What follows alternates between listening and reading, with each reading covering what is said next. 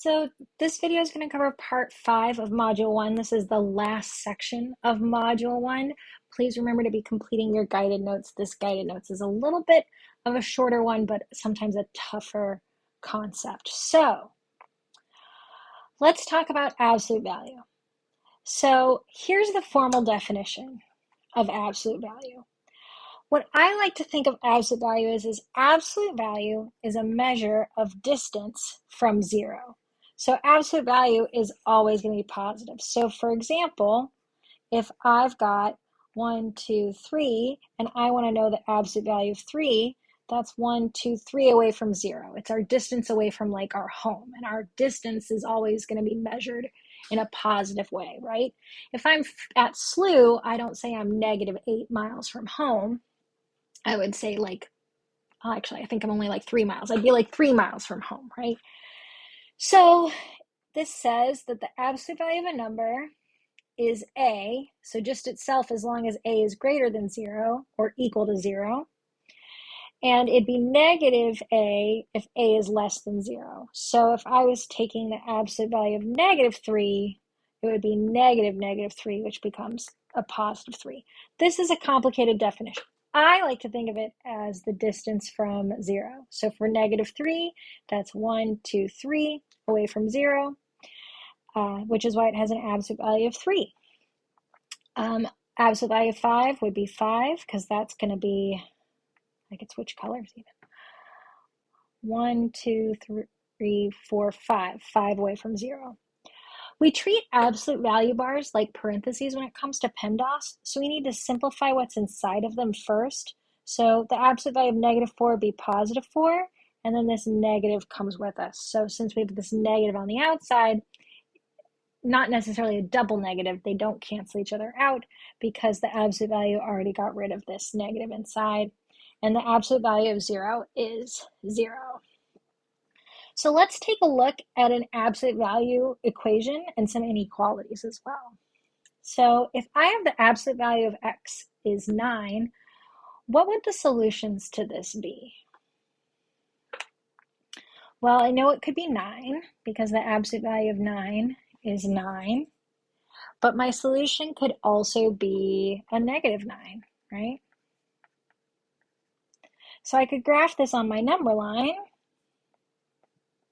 that my solution is 9. I didn't mean to circle that. And -9. I could also write this as a set, that my solutions are -9 and 9, right? Those are my two solutions. So the next question is, what about when it comes to an inequality?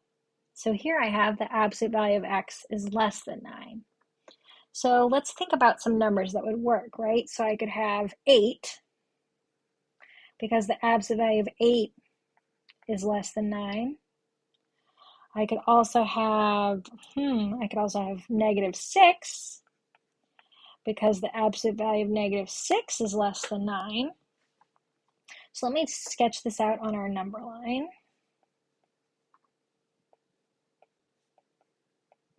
So I already said I had 8. I said I had 6. What else am I going to have? I could have 0. That's true. I could have -3. Which means I could also have +3, right?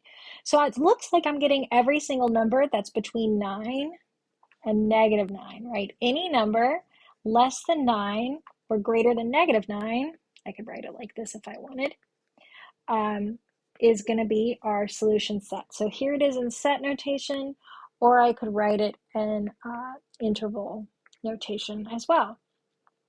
So that's when x is less than 9. What about if x was greater than or equal to 9? That or equal tells me that 9 would be in my solution, and so would -9. That's nice. So 9's in our solution. -9's in our solution. What else could be in my solution? Maybe 11. Oh, that's annoying. The absolute value of 11 is greater than 9. That's true. So I could have like 11. I could have negative 12. The absolute value of negative 12 is greater than or equal to 9. So I could have 12 is greater than or equal to 9, right? So it looks like I'm going to have any number greater than 9 and any number less than negative 9. So I could write this in interval notation as from negative 12 to negative 9. I messed up. It shouldn't be from negative 12. It should be from negative infinity, right? Negative infinity is over here to negative 9, union together with 9 to positive infinity, right? So where have we seen solution sets that look like this before? Perhaps with unions is something you might be thinking to yourself. So let's look at the 3 different types of absolute value equations we're going to see. So first is an inequality. First is an equality. So if I have a single variable equation inside an absolute value, I'm going to need to break it into 2, is what I think about it as. So I have that x is 4, or I have x is negative 4, right? Whatever's inside here has to be 4, or whatever is inside here has to be equal to negative 4 as well. For greater, think or. Or means union. I have that x has to be greater than 4, or you could put a negative in front. That's the way some people do it. Negative of x has to be greater than 4. So that would be, you divide both sides by a negative, so you have x is less than negative 4. You move the negative over. That's one way to view it. Here, so greater means or means union, right? If I have a greater symbol, that's going to mean I have to union these 2 solution sets.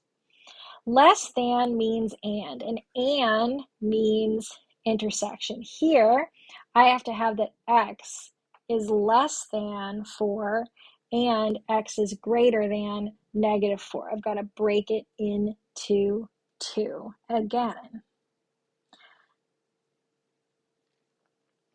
So you break it into 2, one where you keep it positive and the other one where you keep what's inside negative. You just have to remember when it comes to an inequality that you've got to flip the sign. So let's work through a few examples, okay? So here I have x plus 8 equals 11. So I know that x plus 8 is going to equal 11, but x plus 8 also has to equal negative 11. You could also think of this as negative of x plus 8 has to equal 11. And you moved that negative symbol over. So I have x equals 3, because I subtracted x from both sides, 8 from both sides, and I have x equals negative 19. So my solution set here is going to be negative 19 and 3. And I write it in curly brackets because it's a set. It's only got 2 elements, and I typically want to write those from smallest to largest. Let's do this again. I have x plus 3, absolute value of that plus 5 is 12. The first thing I need to do is get the absolute value by itself before I break it up. So now I'm going to have the absolute value of 3 equals 7. So I have x plus 3 is 7, and negative x plus 3 is 7. And I'm going to move that negative to the other side. I got x plus 3 is negative 7. And I can solve this. I've got x is 4 and x is negative 10. So my solution set is negative 10 and 4, just those 2 numbers.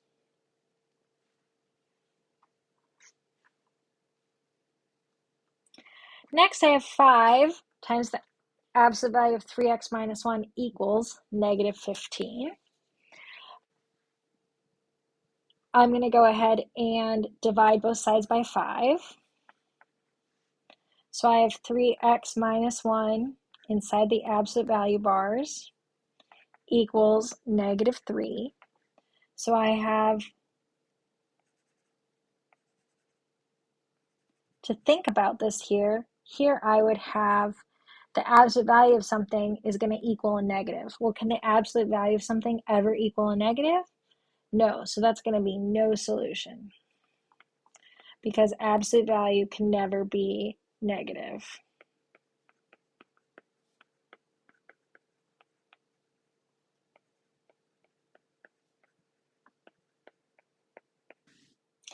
Our last absolute value equation example is when I've got two absolute value equations set equal to each other.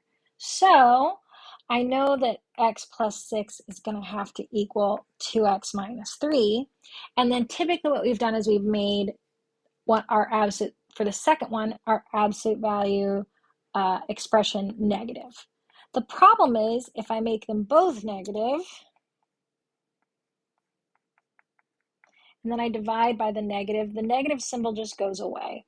And I'm left with the same thing I had before. So in this case, what we're going to do is we're only going to make one of them negative.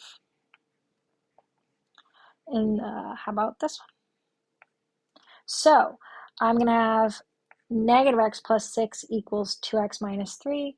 So negative x minus 6 equals 2x minus 3. So we can figure out our solution sets. I'm going to combine like terms. So on the left-hand side here, I'm going to go ahead and subtract x from both sides and add 3 to both sides. I have 9 equals x. That seems pretty good so far. And then I'm going to go ahead and add x to both sides and add 3 to both sides. I have negative 3 equals 3x.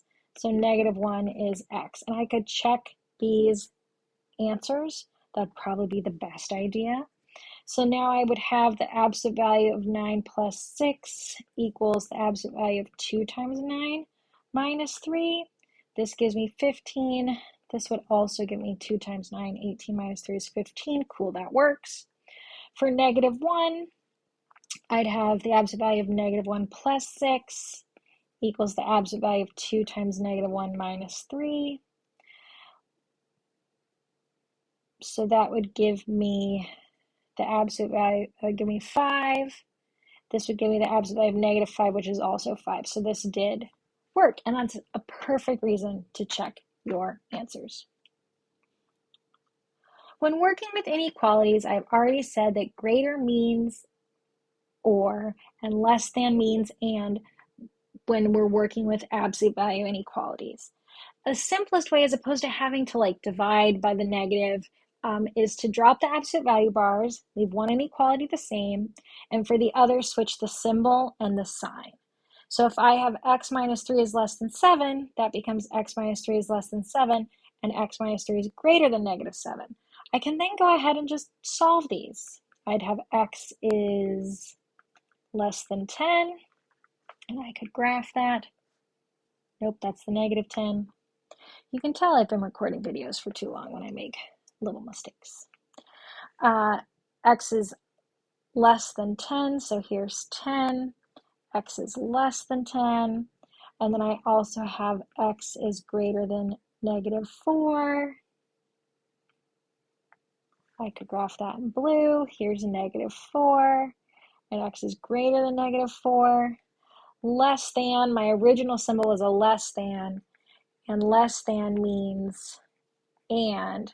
So in this case, I'm looking for the intersection. Here, my intersection would be everything that's both blue and orange. So what I've circled in green right here, it'd be from negative 4 to positive 10.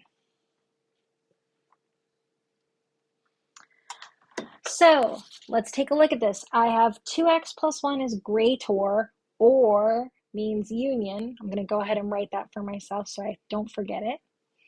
I take 2x plus 1 is greater than 7, and 2x plus 1 is less than negative 7. And I'll make these 7s look a little less like, less than, greater than. So I can go ahead and solve. I subtract 1 from both sides. 2x is greater than 6, so x is greater than 3.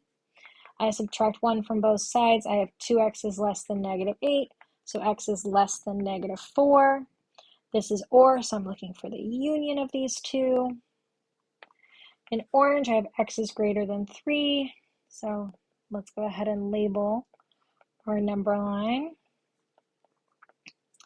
X is greater than 3, and then I also have x is less than negative 4. So my solution set is going to be disjointed, but I can write it with a union symbol. I have negative infinity to negative 4, union 3 to infinity. Next, I have negative 2 is less, negative 2 times the absolute value of 2x plus 3 is greater than or equal to negative 30. I want to go ahead and first get rid of this negative 2 on both sides. I don't like it hanging around. So now I have 2x plus 3 is less than or equal to a positive 15. This less than means and means intersection. So I'm going to have 2x plus 3 is less than or equal to 15, and 2x plus 3, flip the sign, is greater than or equal to negative 15. And I go ahead and solve these by subtracting 3 from both sides. 2x is less than or equal to 12, x is less than or equal to 6, subtract 3 from both sides. 2x is greater than or equal to negative 18, x is greater than or equal to negative 9. I go ahead and label my number line, counting by threes, in this case to make my life easier. X is less than or equal to 6, 6 is included, less than shades to the left. Here I've got x is greater than or equal to negative 9, negative 9 is included, greater than, shade to the right. It's intersection, so I'm looking for what's both orange and green in this case. In this case, it would be from negative 9 to 6. So in interval form, I'm going to have from negative 9 to 6. And because those endpoints are included, they both get brackets. Next are the absolute value of x over 4 plus 5 is less than 7. Again, let's get that absolute value all by itself before we do anything. Less than means and means intersection. 7 minus 5 is 2. So here I have x over 4 is less than 2, and x over 4 is greater than negative 2. And in order to get rid of that 4 in my denominator, I can go ahead and multiply both sides by 4. So I have x is less than 8, and x is greater than negative 8. So I've got 0, 2, 4, 6, 8. So here I have x is less than 8. Do that in orange. 8's not included, shade to the left. X is greater than negative 8 in green. I'm looking for where they overlap. That's going to be what I highlight in blue right now, from negative 8 to 8. So in interval form, it would look like this. I could also do it in set notation, so x such that negative 8 is less than x, which is less than 8. That would be another way to write that as well.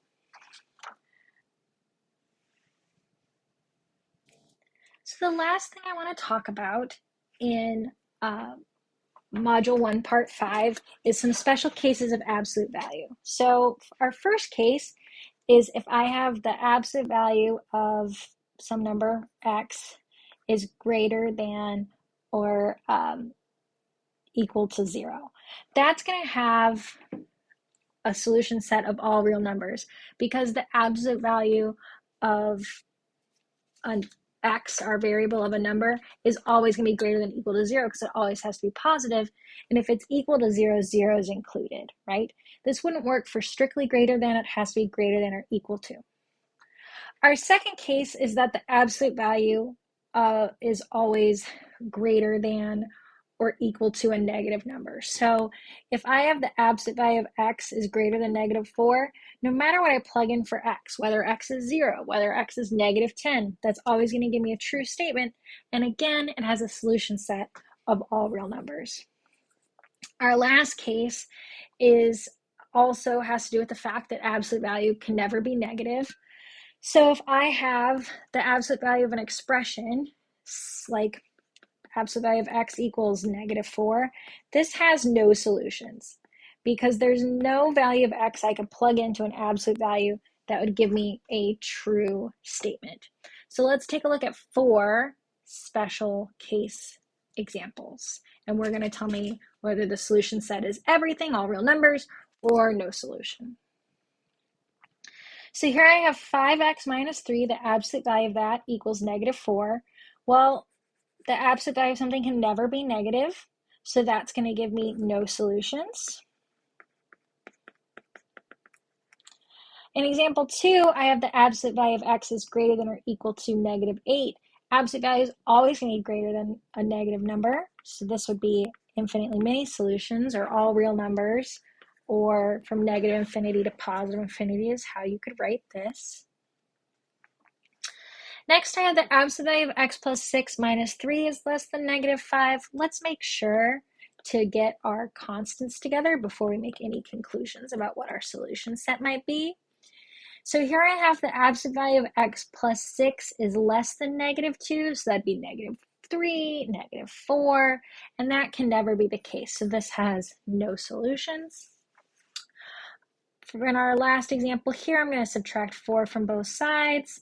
I have the absolute value of x minus 7 is less than or equal to 0. Well, so this is going to have a very special solution set. It's only going to be when it equals 0, right? Because it has to be the absolute value of x minus 7 is less than or equal to 0. So it can never be less than, but it can be equal to 0. So in this case, our answer would just be 7, because 7 is what makes this 0. You could also rewrite this as your 2 inequalities.